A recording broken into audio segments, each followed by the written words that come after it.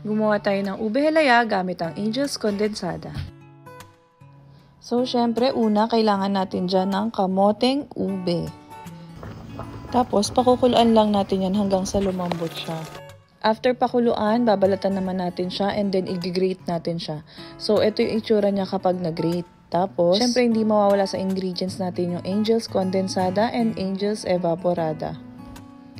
And gagamit din tayo ng star margarine, isa yan sa nagpapasarap ng ating ube halaya.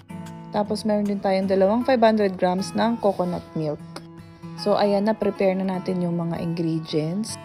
So unahin na natin ilagay yung margarine. So ang margarine yan ang isa sa nagbibigay ng extra flavor sa ating ube halaya. Plus, ito rin yung nagpapasmooth ng texture ng ating halaya. And then, i-next na natin agad yung Angel's Evaporada. So, dito 2 cans nga pala yung ginamit ko. And sa dulo ng video na to, makikita nyo yung mga recipe na ginamit natin. And then, after nun, i-next na natin yung 500 grams ng coconut milk. Tapos, isunod na natin dyan yung 2 cans ng Angel's Condensada. So, makikita nyo, sobrang ganda ng texture ng Angel's Condensada. And halos kalasa lang niya yung dating brand na ginagamit ko.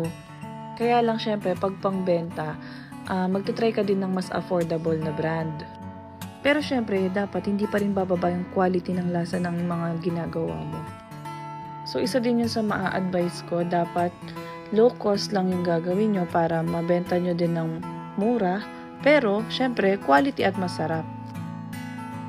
So, yun nga, pinagsama-sama lang natin lahat ng ingredients natin. Then, after, ilalagay naman natin yung grated ube natin. Nung binalatan ko nga pala tong ube natin after pakuluan, as in yung balat lang talaga yung tinanggal ko, super nipis lang niya. Para hindi ko masama sa pagbabalat yung matingkad na violet. So, yun kasi yung nagpapaganda ng kulay ng ube halaya natin. And then yun, mix lang natin siya. Tapos, ayun nga, yun lang yung medyo matrabaho dito kasi talagang hahaluin mo siya hanggang sa maluto siya. So, siguro yung paghahalo natin, mga 45 minutes to aabutin. And nagdagdag nga pala ako ng konting-konti lang naman na ube flavoring para mas gusto ko kasi medyo mas darker pa yung kulay niya. Pero hindi naman super dark, kaya sobrang konti lang nung nilagay ko. Plus, syempre, extra ube flavor na din. So, yun. Start na ng pag-mix natin. Start na ng paghahalo para hindi din siya kumapit doon sa ilalim at hindi masunog. So, ayan, makikita nyo, ang ganda na ng kulay niya. Hindi siya super violet, hindi rin siya pale yung kulay niya. And then, habang nakasalang tong ube natin, sinalang ko na din yung ating 500 grams na coconut milk. So, ito naman yung magiging latik natin pang toppings. Ganyan lang yung paggawa ng latik. As in, tutuyuin mo lang yung coconut milk hanggang lumabas yung mantika. So, after 25 minutes, ito na yung texture ng ating ube halaya. Depende nga pala sa inyo yan ha, kung ano yung gusto nyong texture sa ube halaya. So, yung iba gusto nila mas solid and yung iba naman mas gusto nila yung parang jam lang siya.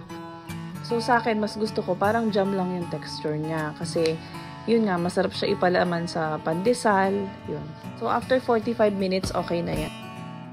Next is, itatransfer na natin siya sa lagayan habang mainit pa. So, yung mga lagayan natin, nilagyan natin siya ng margarine. Tapos, kayo na yung pwedeng mamili kung anong gusto nyong i-toppings dun sa ube halaya natin. So, ako, nilagyan ko siya ng keso and yung latek na ginawa natin.